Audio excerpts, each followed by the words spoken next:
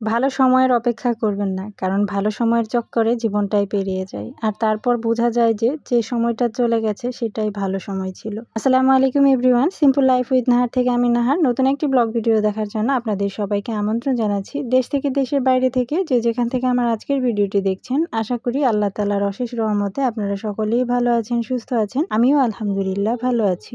রাতে প্রচুর বৃষ্টি হয়েছে, ছাদে বেশ ভালোই পানি জমেছে। সকালবেলাতে ছাদে এসে একটু হাঁটাহাঁটি করতে খুব ভালোই লাগে আমার। সারাদিনের অন্য সময়গুলোতে ছাদে খুব একটা আসা হয় না, তবে সকালবেলা হলে একটু আশাই হয়। অক্টোবরের আবহাওয়াটা ক্ষণে ক্ষণেই যেন বদলায়, হুট করে রোদ উঠে আবার হুট করেই দেখা যায় যে বৃষ্টি আসে। মানুষের মনটাও ঠিক এমনই, কখন যে হুট করে মেঘ চলে আসে তারপর বৃষ্টি হয় মানুষ নিজেই জানে না। ছাদে কিছুক্ষণ সময় কাটানোর পর আমার সকালবেলাতে যে কমন কাজগুলো সেগুলো শেষ করে নাস্তা বানানো শুরু করে দিলাম। মাঝে মাঝে একটু ভিন্ন ধরনের নাস্তা বানাতে আমার বেশ ভালো লাগে। আজকে সকালের নাস্তায় চাপটি আর 2 রকমের ভর্তা বানাবো আর আপনাদের সাথে শেয়ার করব। চাপটি বানানোর পরিকল্পনাটা রাতের বেলাতেই ছিল, যার জন্য আমি রাতের বেলাতে চাল ডাল সবকিছু ধুয়ে ভিজিয়ে রেখেছিলাম আর ভর্তার জন্য সবকিছু রেডি করেই রেখেছিলাম। এখন শুধু পেঁয়াজ, রসুন, কাঁচামরিচ আর সামান্য হলুদের গুঁড়ো দিয়ে ভালো করে ব্লেন্ড করে নিলাম। সাথে আমি আদা দিইনি, কারণ আদা ব্লেন্ড করাই ছিল। এই পর্যায়ে আমি আদার স্বাদ মতো লবণটা দিয়ে ভালো করে মিশিয়ে নিলাম। রাতের বেলাতে যদি সকালে নাস্তার প্রিপারেশনটা করে রাখা যায় তাহলে দেখা যায় যে সকালবেলাতে খুব রিল্যাক্সে নাস্তা বানানো যায়, সাথে রিল্যাক্স মোডে ভিডিওটাও করা যায়। ভিডিওর এই পর্যায়ে এসে প্রিয় ভিউয়ার্সদেরকে বলবো, প্লিজ ভিডিওটিতে একটি লাইক দিয়ে দিবেন। আর যদি আমার ভিডিওর কোনো অংশ আপনার কাছে ভালো লাগে, এমন লাইফস্টাইল যদি আপনার পছন্দ হয়, আপনি চাইলে চ্যানেলটাকে সাবস্ক্রাইব করে রাখতে পারেন। সাবস্ক্রাইব করে পাশে থেকে বেল বাটনের অল অপশনটিতে প্রেস করে রাখতে পারেন। এতে আমি নতুন কোনো ভিডিও দেওয়ার সাথে সাথে আপনার কাছে পৌঁছে যাবে। আর আপনি যদি ফেসবুক থেকে ভিডিওটি দেখে থাকেন, চাইলে পেজটাকে ফলো দিয়ে রাখতে পারেন। চাপটির সাথে খাওয়ার জন্য লাউ শাকের ভর্তা আর চাপা শুটকির ভর্তা করব। এজন্য লাউ শাকগুলো ভাপিয়ে নিয়ে লাউ শাকের গায়ের পানিটা শুকিয়ে নিলাম। কিছু কাঁচামরিচ ভেজে নিলাম,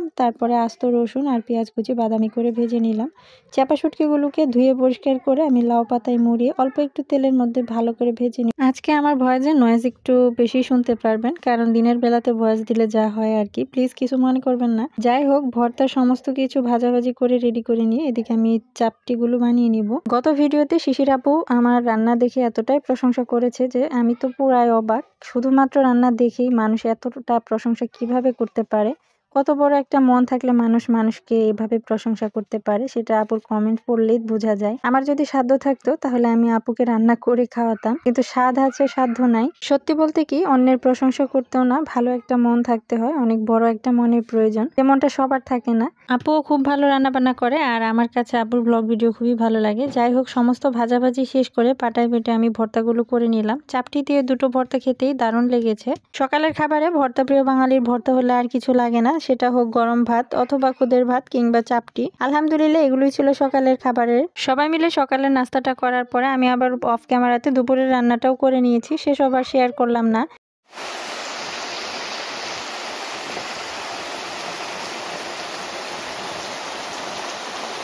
দুপুরে রান্নাবান্না শেষ করার পর হঠাৎ দেখি আবারও ঝুম বৃষ্টি শুরু হয়েছে। তো জানালার পাশে বসে বসে বৃষ্টি দেখছিলাম আর ছোটবেলাকার কথা খুব মনে পড়ছিল। বৃষ্টি দেখলে আপনাদের কার কি কথা মনে পড়ে আমাকে অবশ্যই কমেন্ট করে জানাবেন, ছোটবেলার কথা মনে পড়ে কিনা। আমার তো খুবই মনে পড়ে। যাই হোক, কিছুক্ষণ বৃষ্টি দেখার পর এই তো বিকেল বেলাতে আমার বাচ্চারা খুবই বায়না করছিল কিছু একটা বানিয়ে দিতে, তো ঝটপট ওদের জন্য প্যানকেক বানিয়ে দিলাম আর সাথে আমাদের জন্য একটু চা করলাম। এই ছিল আমার আজকের ভিডিও। আপনাদের সবার সুস্বাস্থ্য কামনা করে আজকের মতো এখানেই বিদায় নিলাম। সবাই ভালো থাকবেন। আল্লাহ হাফিজ। আসসালামু আলাইকুম।